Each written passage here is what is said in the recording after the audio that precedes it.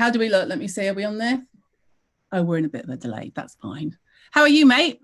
I'm good. You look glowy, but not too glowy. Doing well. Thanks. I'm a bit hot. I'm not going to lie, Jen. Aren't you always?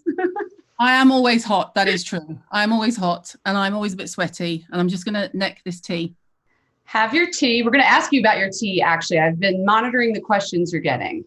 So do you want to let people know how this is going to go before I start asking you questions? Go for it. Go for it. All right. So yeah, I'm Jen Goldstein. Hi from Fat Mascara. Caroline asked me on to ask your questions. I'm very good at asking questions, as you know, Caroline. So your book is coming. Your book is out, pretty much out at this point, right? Nearly. We're nearly there. And there it is. Oh, I have to show you, in honor of you, I did wear my camo jacket today.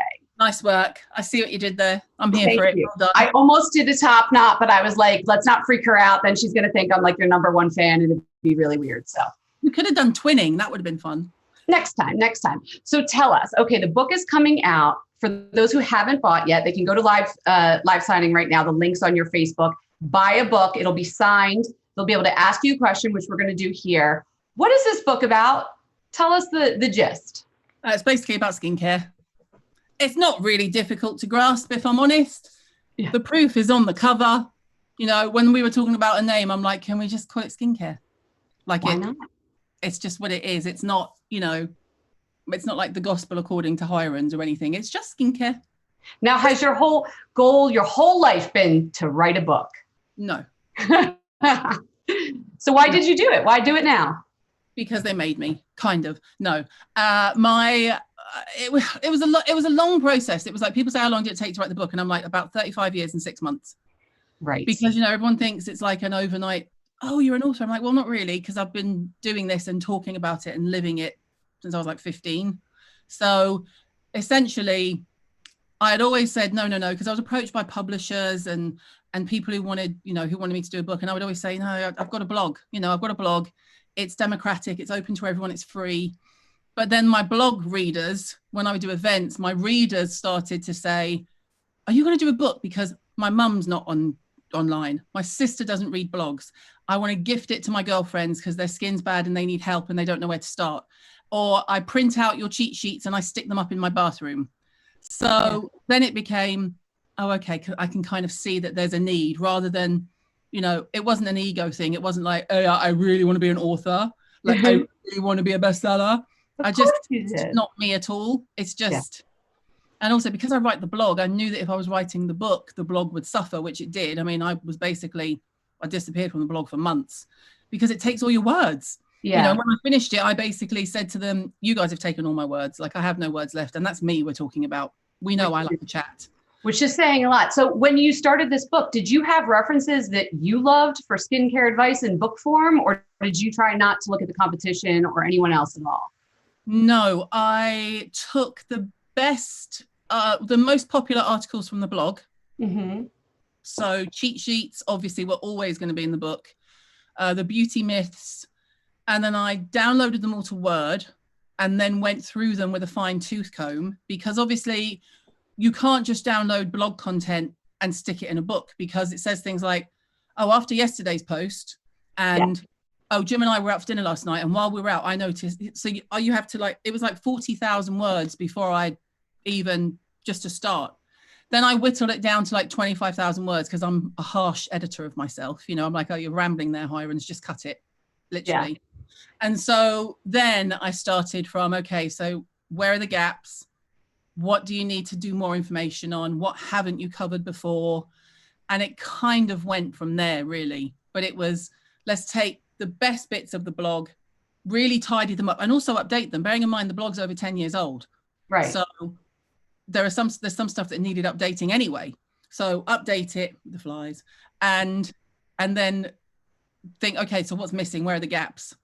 And that's where it was handy to sort of sit back and go, oh, okay, you need to do much more information on X.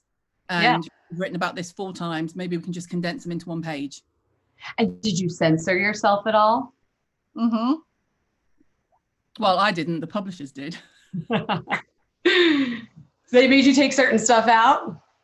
Well, there were two sort of bits of the content where I said you might want to run them past legal. One made it and one didn't. Got it. And it will be no surprise to you, the one that did not, Jen, because we raised it on Fat Mascara.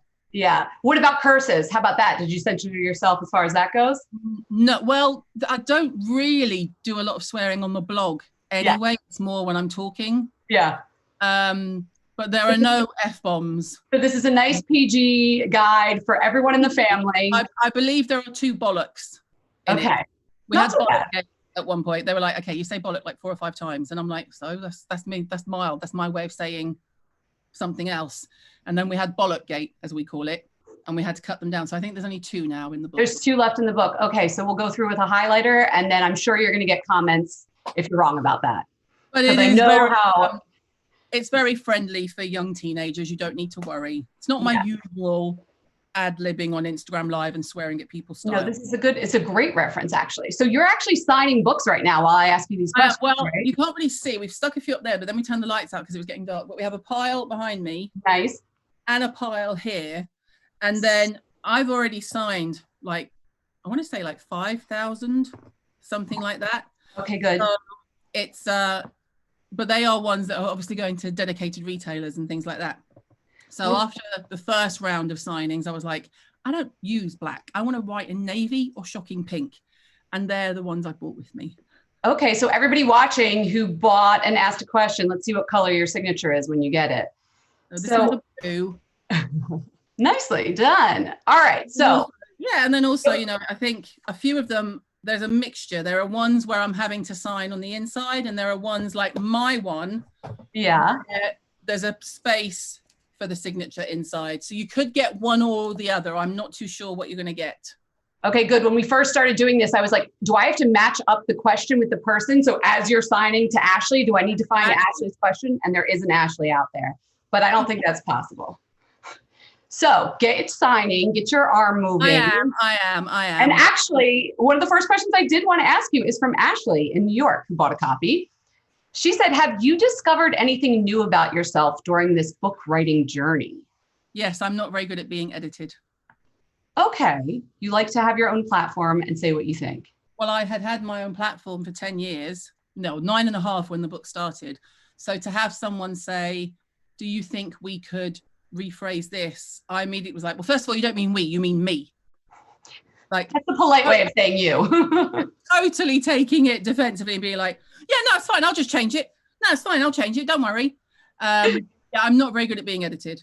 And then when you get into the process and you actually look further back, it's easier. But initially I think resistant is probably a better word to use. Yeah, it's tough. At being an editor, I know your writers are very excited about their words and do not want them changed, but sometimes it makes for a better finished product, which I'm sure is the case here, right? I would hope so. So you said there were 2 chapters that did not make it in, but April, I forget where April's from, she wanted to know what was the most difficult chapter to write? Oh, that's a good question. I don't know, probably the intro bit about me. Yeah. I hate talking about myself in that way. So probably the introduction was painful because I hate having to talk about myself and like my history and, and it's kind of, you almost have to talk about yourself in the third person, which also feels weird. So probably the introduction, which is weird. And that's kind of fits because the blog has never really been about me. It's always been about the information and the education side. So the book itself was a breeze in terms of it wasn't easy to do, but I enjoyed it. It wasn't like, it was always learning, you're constantly learning newness. But in terms of writing something about me, that was weird.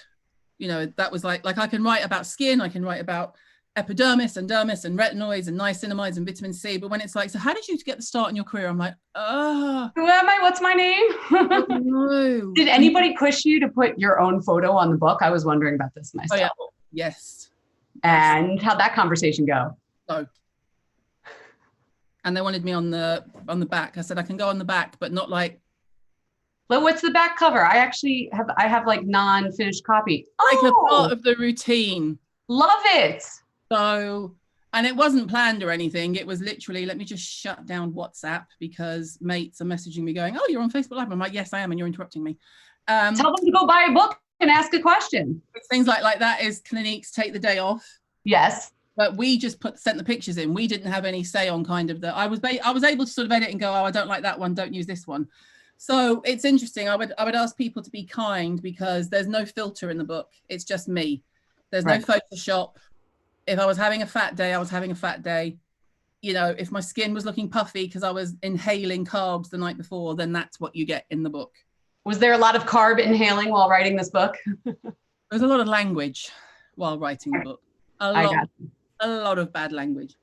I'm going to check here and see. We have some new questions coming. A lot of people, I think they decided that this was I'm going to buy a book and I get my one-on-one skincare consultation with Caroline. And I'm not, you know what? I'm not going to let them down. I'm going to ask the skin questions. So that's good for you. You don't have to talk about yourself the whole time, right?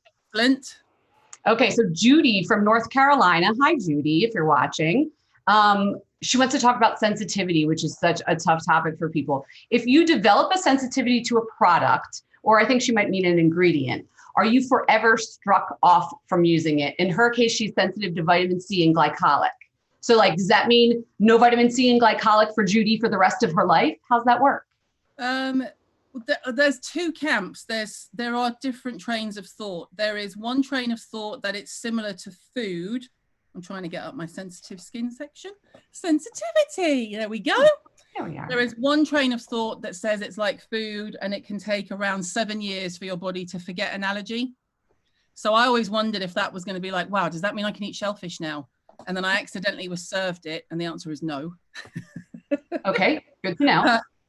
But I think it probably sounds like if your problem was vitamin C and glycolic, I would wager a bet that maybe she had tried them together and had the reaction and now has sort of sensitized her skin.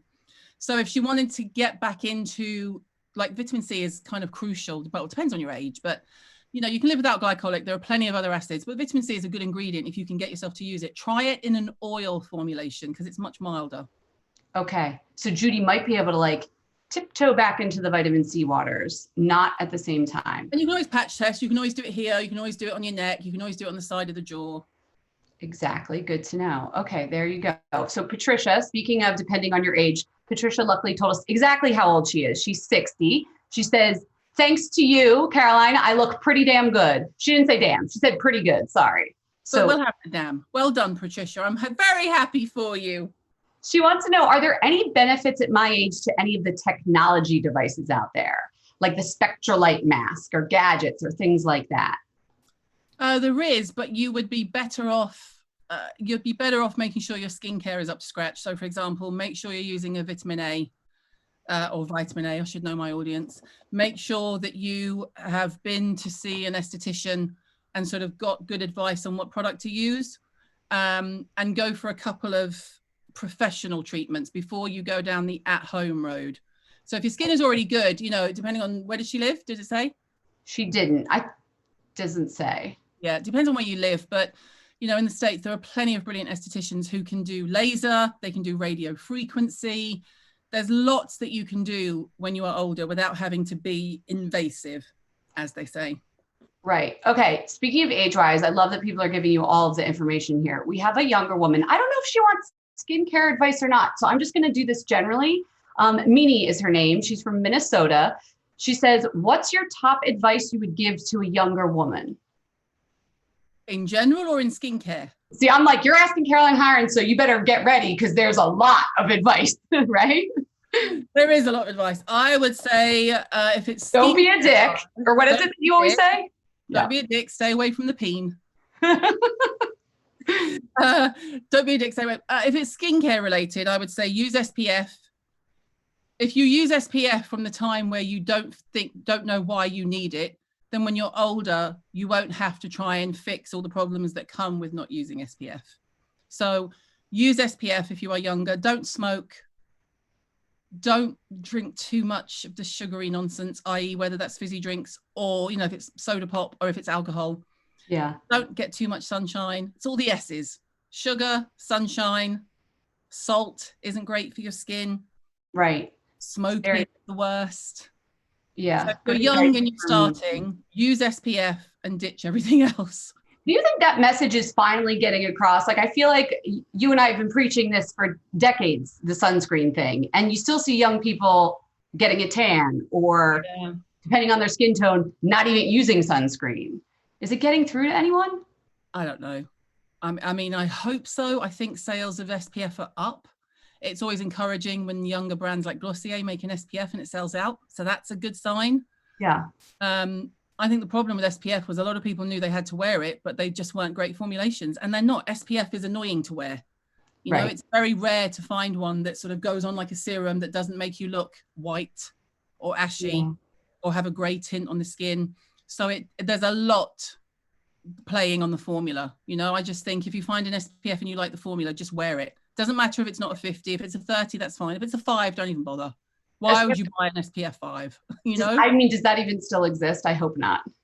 I'm sure it does. Especially here in the United States too, because I feel like we don't get the good sunscreen still. I found a new one I love. Of course, it was in Australia and only available in Australia. So the Aussies are quite hardcore with their SPF. They know what they're doing. They do indeed. Okay, so this has nothing to do with skincare, but I kind of love this question. And it is from another Jennifer in Ashburn, Virginia.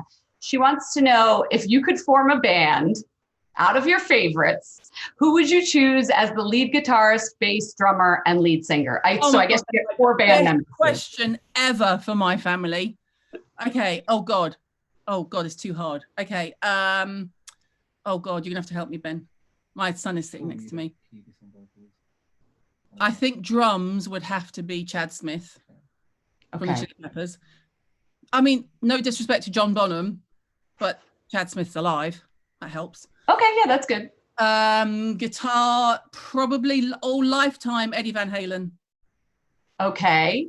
I mean, just as guitar, not for much the Van Halen the band, but for guitar. Flea would be my bass player, no question. Okay. Chili Peppers, Flea.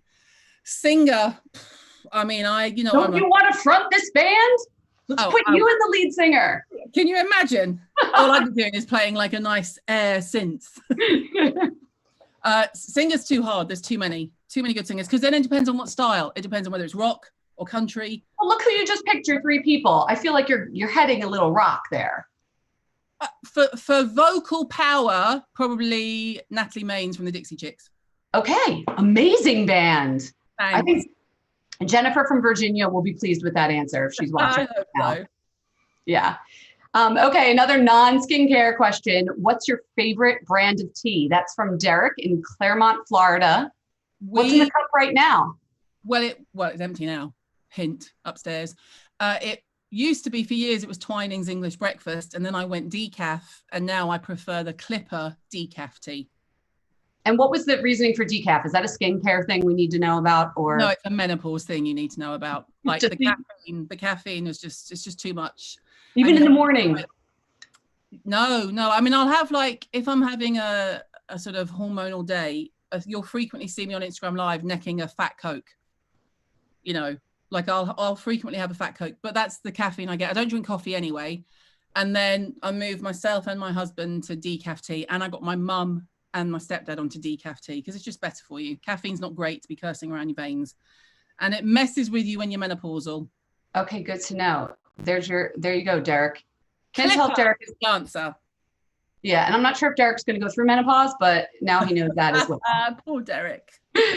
Okay, so I'm going to save this one about products till later. We'll get into that. But we do have just some fun. People just wanted to share their love for you. So because they bought a book, we should shout them out anyway. Linda from Seabeck, Washington. She just wants to say congratulations. Thanks for your knowledge and sharing it.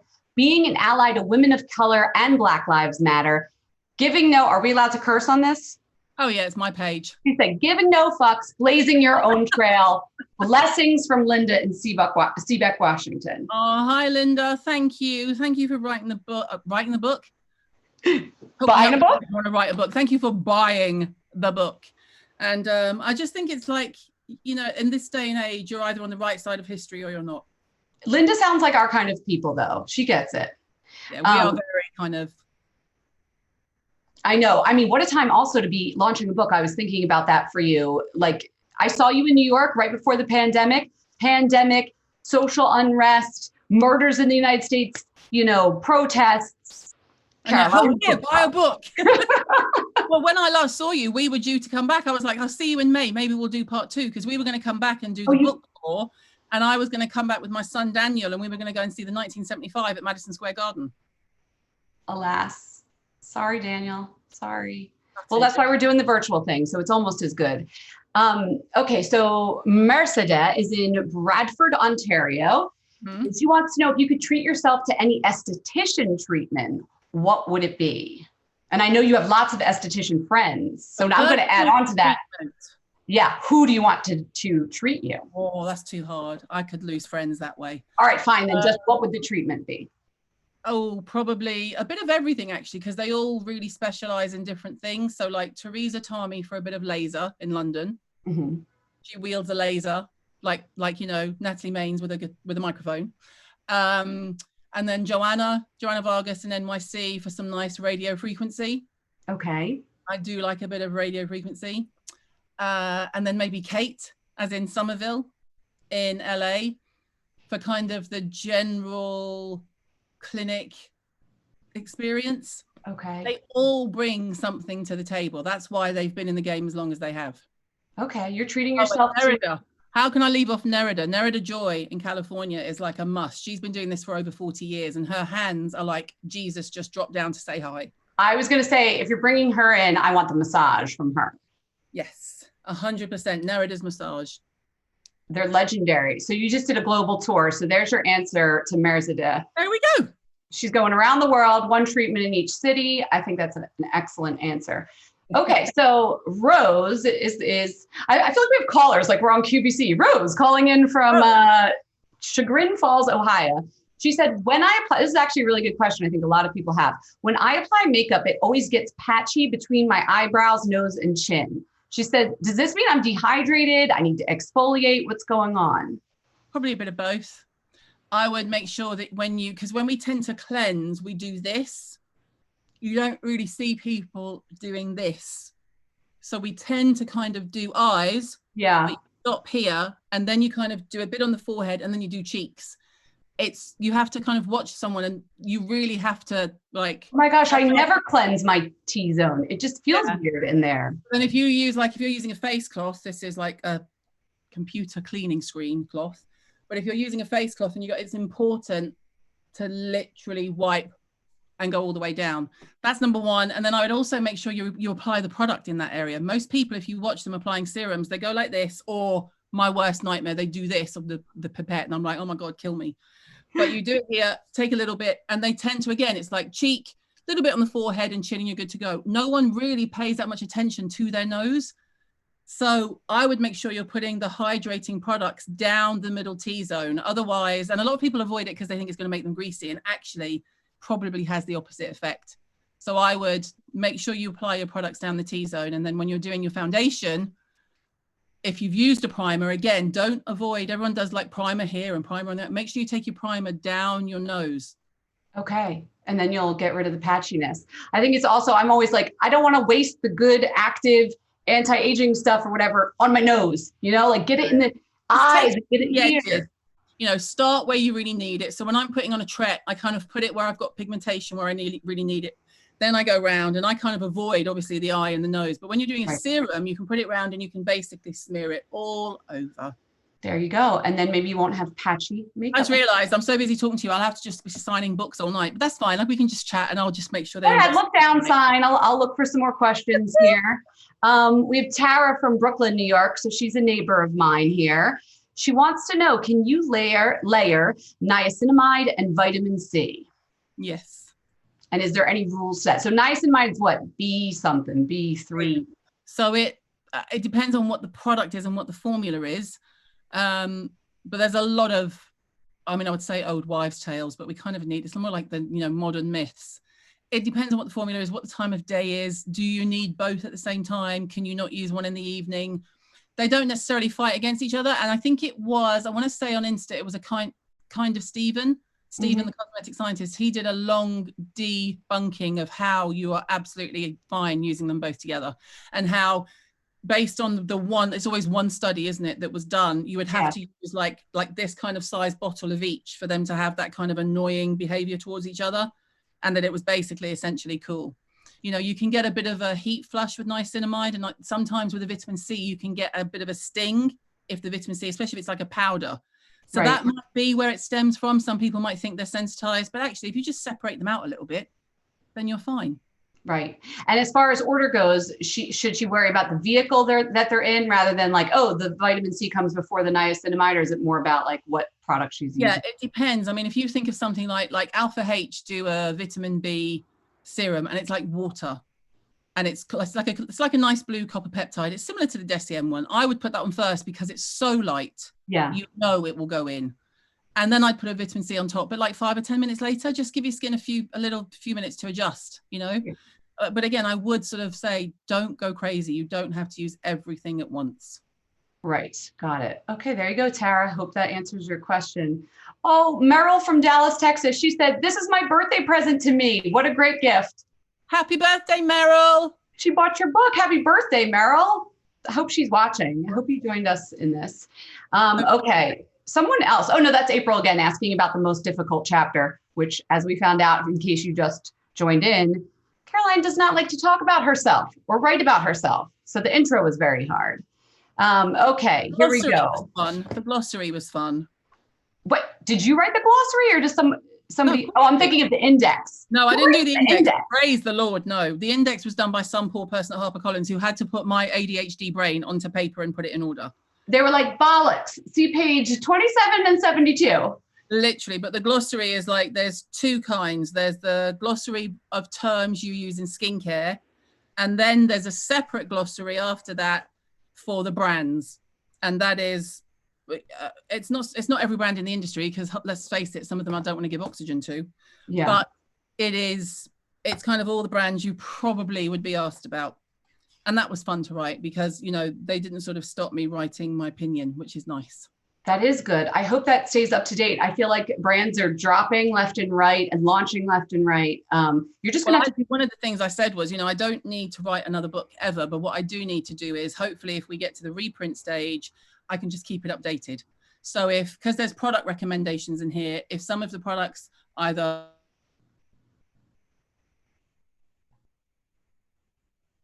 I'm not sure if I'm frozen, but I know Caroline just froze. Oh, we're back. You there? We're here. I can hear you. I'm back. You got me? Yeah, my Wi-Fi dropped out. That's okay. You were frozen in a lovely, it was a nice pose. Oh no, I can't hear. I'll keep talking and hopefully. I can't hear you, Jen. Hang on. Okay, we're giving you 1 minute in case you can try and hear me. Talking. I'm gonna sign out and come back. Okay, does that work for everyone? Coming back. She's coming back. I love the Facebook people are they still watching right now? And they're just getting me.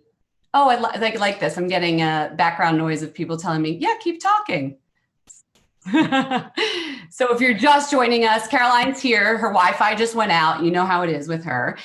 She'll be back and we're answering questions. So you can still go right now and buy a book, ask a question. And then when Caroline comes back on, I will ask her about it. We've already answered a bunch. We've learned she's a bad editor or she doesn't like being edited. There's only a few curses in the book.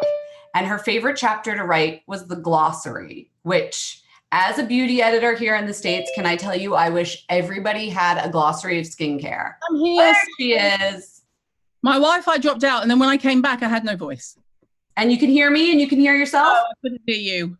And now we're good though. Now we are good. So hopefully you can all hear me too. It's fine. We just talked about you while you weren't here. It's great. I'm used to it. It's just like me and nobody just talking about you. It was fun. Okay. So we just have a couple good wishes that we have to share with you. From one sassy girl to another. This is Jane's in Mount Desert, Maine. She says, from one sassy girl to another, rock on, girlfriend. Thank you, Jane. Thank you. Okay. Is Ben still there? Ben is here. Okay, maybe cover your ears for this one, Ben. He's heard it all, I wouldn't worry. Cynthia in San Diego, California says, no, sorry, it's Megan in Santee, California. Current favorite child. What's your current favorite child? Do you know what, though? I genuinely don't have one at the moment. They're all behaving quite nicely. Maybe it's Ben. It's Ben. Maybe I should just say Ben for two reasons. One, he's here, and two, he's making me a grandmother in September. Congratulations. I know. So Ben gets the default, like he's making me a nana. So Ben's like. He liked it. Okay, there you go, Megan. There's your answer. Okay, this one question. He's very relieved that the question wasn't sexual. I don't know. I haven't gotten scrolled down yet, so I don't know how where these questions are going, but I was just going to warn him. Okay, so this is interesting, and I'm not sure what to make of this, but now Cynthia from San Diego says, what does the word care mean to you? Taking care of yourself, looking after yourself. You know, I remember when lockdown first happened and lots of people were saying, okay, my skin's changed, I need to order something, yada, yada. And then in my freaks group and on Instagram, people would be saying, because obviously no one knew at the beginning how long we would be here. Right. And they were saying, think about the poor postmen and the poor UPS and FedEx drivers. Don't make them do all this work. Don't order anything. And then it became obvious that actually it was a way forward. It was probably how we were going to be shopping for a long time to come. And I just remember writing and basically saying skincare is self-care. You know, like if you brush your teeth, you shower, you wash your hair, you should be taking care of the skin on your face. It's part of that whole package. Skincare is self-care. So it is basically how to look after yourself, and whether that's skin or hair, hence hair care, nail care. God knows I'll be needing both of those when they open up in July. Are you open yet in New York? Just today, the salon's opened, but like you wouldn't be able to get an appointment. It's 50% capacity with the mask and everything. So I got my husband to do my roots. So we're good for now. Okay. You ready for a complicated question from Chrissy in Virginia? Okay. She was prescribed 0.05% tretinoin. So you guys call it that where you are, right? Okay, that's the drug name. And she's been using it for about a month. She slowly worked her way up to every other day. And now her skin is, of course, very irritated. She says it's red, dry, and peeling. She stopped using all of her other actives and acids. But what can she do about this irritation if she's on an every other day retinoid right now? So sometimes with retinoid, it's a good idea to just stop it completely and scale it back for like a week to give your skin a chance to recover. Depends what she's cleansing with.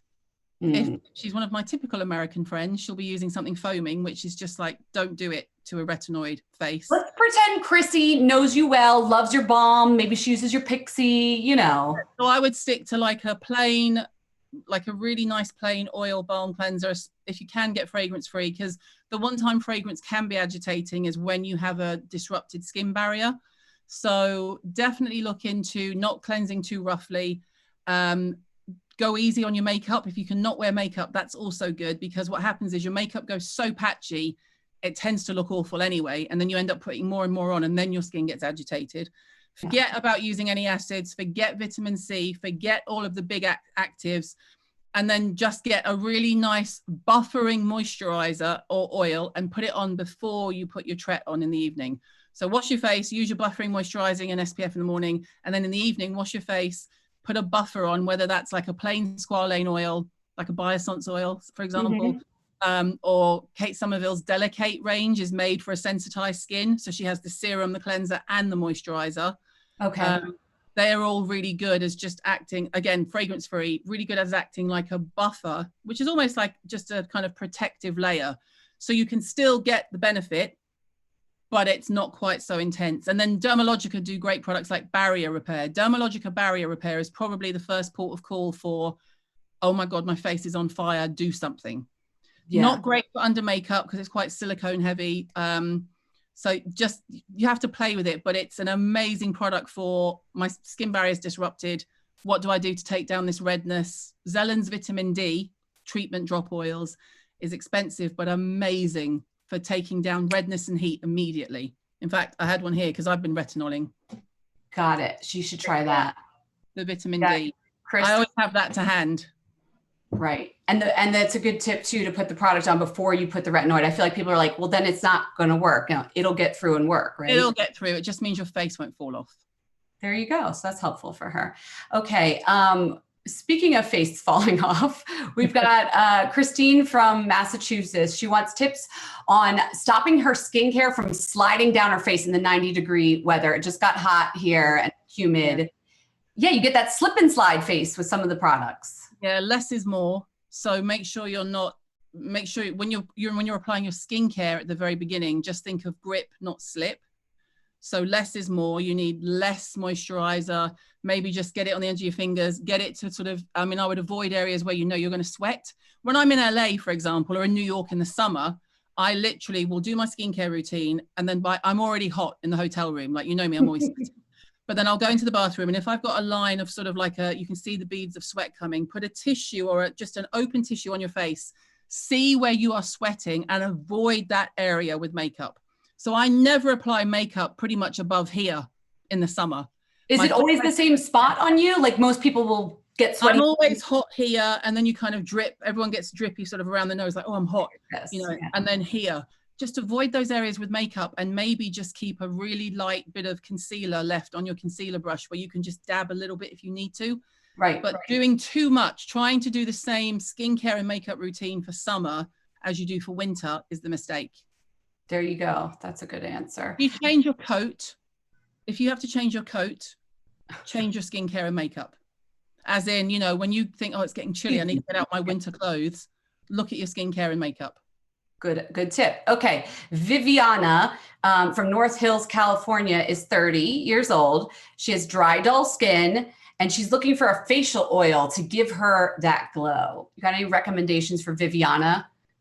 There's facial oils, there are loads. I'm so happy finally to hear Americans asking for facial oil, because when I first came over for skinCARE and I was training in like the early 2000s, they were, it was like I had cursed at them when I said, what facial oil do you like? They would be like, oh my God, we don't put oil on our face. This is New Yorkers for you. But anything like, oh my God, there's so many good oils. Like I said, Biossance do a great oil. It's just a plain squalane, but they also have the rose vitamin C oil too. Sunday Riley makes loads of good oils. And if you want glow, you could probably do CEO Glow. It's a vitamin C. It's designed by Sunday Riley to give you a boost, to be an antioxidant, and to give you a glow. Oh, wait. So then you get like immediate glow, but then the effect of the ingredient. Immediate glow. That's good. So you kind of fake it till you make it. And then while you're faking it, your face is protected by vitamin C. So it's a win-win. I like when the skincare companies trick us into using good ingredients. Like give you the immediate effect. Yeah, you want instant gratification as well as, it'll also work. And that's good too. Okay. Yeah. We didn't really like oils for a long time. You're absolutely right about that. We used to even have, do you remember Buff Puff? Did you ever hear about this American thing? It's like a scouring pad practically with the cleanser in it for people to wash their face. Ooh. That's what we grew up on. So don't get too mad at us. Okay. Oh, no. You've moved away from St. Ives, so that's all good. You can put it on your feet still. Okay. So foot scrub. Nicole is from Oshkosh, Wisconsin, which is an excellent name of a town. And she wants to know, is the skincare brand coming? I didn't edit these questions. I know you've been getting this question a lot. What would you tell Nicole? Not this year. Okay.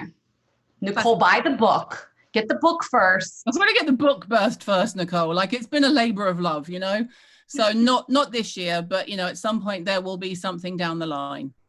Okay. And then this is one of the last questions here, and it was a harder one, so I was saving it. Mandy from Minneapolis, Minnesota, she's going to give you 5 products to take to your desert island. She wants to know, what are the 5 products you would take to your desert island?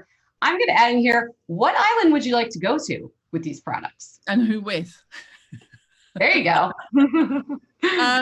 See, I get these all the time because I always say, well, is it my 5 products just for the desert island? Or is it my 5 favorite products of all time? Well, you're the boss and you wrote the book, you're allowed to decide. Because they're very different things, So in terms of going to a desert island, it would be helpful to have some coconut oil. However, day-to-day, everyday use, absolutely not. So I always say, if you're basically asking for my favorite products ever, then it would be like a nice oily balm cleanser, whether it's Emma Hardy or mine or anything that's kind of oily and greasy, just to remove makeup and everything in one go. I love an oily balm cleanser. I love a good acid, P50. I don't use P50 as much these days because I'm using Tret, and the two are like Ghostbusters, don't cross the stream. Your face will fall off. but P50 is always a, you know, kind of like one of the first products I fell in love with, as it were. Oh, good Lord. Kate Somerville, Peptide Kate. Love that moisturizer. And, you know, someone said, oh, I don't really see the benefit of this. And I was like, how old are you? 30, 29? And she was like, yeah, I'm 28. And I was like, don't need it. We don't know how old Mandy is, but get some peptides. No, exactly. And then, yeah, it could be anything, like a good facial oil. I'm not going to lie and say an SPF. An SPF is just something we have to have. It's not something luxurious one loves to use, you know? Right. And I feel like that's what this desert island question always, where did that even come from? Why do people say the desert island? You're not going to be on a desert island. I want to know what's in your bathroom, the 5 things you always use in your house right now. Well, when I'm traveling, it's always a balm cleanser, usually my Pixie, because it's easy, because it's travel. It's like one half is balm and the other half is cream. So that's a no-brainer. I usually take something like Dennis Gross gentle exfoliating pads, because then if I am out in the sun or if my Tret has kicked in, it's not too aggressive. So the gentle Dennis Gross pads are glycolic free, so they're not as intense. Oskia's vitamin C in the capsules is one of my favorite products of all time. I love those. What are you doing? Checking your vanity while you talk to us? Yeah, because it's not here. I'm like, what else do I use? The Kate Somerville moisturizer. God, like loads. I've got kind of things that people would know me for. The Zellen's vitamin D would be a desert island product because it would cure everything. I know when you talked about that, I was like trying to take notes on the side because that sounds like something I could use. Okay, I think we got to all of the people, at least through this event, that wanted to ask you questions. But here's a question before we wrap up. What question do you not get asked that we should be asking you? What do you wish people asked you about more? Oh, that's a good one. Maybe just a bit more honesty. Things like, what am I doing wrong that I know I could stop? Like, everyone wants the quick fix, but sometimes they don't want to put in the work. So instead of what would fix my skin, more of a, here's what I do in my day to day. What do I need to stop doing to make my skin better? Because no one wants to be told to stop smoking. No one wants to be told to stop drinking. No one wants to be told to stop sunbathing. So just a bit more honesty of, here's what I do in my day to day. Could you pinpoint where I'm going wrong? And the reason I don't get asked that question is because everyone knows. Yeah. They all know. The minute someone says to me, we're guilty. Yeah. Or else, you know, if I say to someone, well, how's your dairy intake? You know, because it's not great for everyone. I mean, it's fine for most people. Let's not try and make. Or do you touch your face a lot? As I like to put my hands down. You know, but, and then people are saying, oh, I don't really eat dairy. And then I'll go, okay, so what's your like go-to snack when you're fed up or happy? And they go, oh, I love chocolate. Maybe it's really dark chocolate with zero milk in it. No, dark chocolate is not eaten for fun, Jen. Come on. It has to be shitty chocolate. Come on. True. So it's just the more kind of more of a, instead of give me the immediate rescue in secret, it's much more question could much more be phrased around, how can I help myself? Is probably a good way of looking at it. And I know you could say, well, they're asking you, so they're trying. It's just that the minute I say, you can see people's eyes roll, you know, if I say, oh, it's probably not the best thing to use, or, you know, or you shouldn't be scrubbing your face twice a day. They go, oh, but you know, it's almost like they didn't listen. I don't really mind. We just want to be told that we're right, and we want you to love us. That's all. I can love you, but sometimes you're very not right. So we got through all the questions from live signing for your book signing. I don't know if Ben's been on Facebook, if there's anything that's just been coming up that you guys want to address before we finish up here. He says it's not much, and he's reading the book, which is actually quite nice. Is this the first time he's reading the book? I think so. He says he thinks so. Okay. There's just a lot of questions about shipping and when the sign was. Oh, there's a lot of technical admin questions about shipping and stuff. So I'll leave that to you guys. I don't know. I'm just doing it. And you'll drop some answers. Yeah. And it'll ship, actually, we just heard, as soon as you're done signing them. So we should let you go. Yeah, I'll also get to it. I'll put this one away because I've signed this one, like I've been sitting on my lap for 5 minutes. Okay.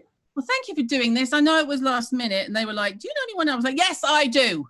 I know an American who likes to chat. Let me get her. This was so much fun. I cannot wait to get my copy of the book. It has not come yet, and I want it signed. And you could say it's already signed and it's on its way to you. I've already lots done of curses, whatever the hell you want to say. Give me the real deal. This was so fun catching up. Thank you. Thank you for having me, and thank you to everyone who bought the book. Thank you for making my life easier, because obviously it's one thing to launch a book. It's quite another to launch a successful book. So thank you, thank you, thank you, thank you. And congratulations to you. Thank you. And congratulations to you guys. Fat Mascara is rocking it. Oh, thanks. All right. Bye, everyone. Bye, folks.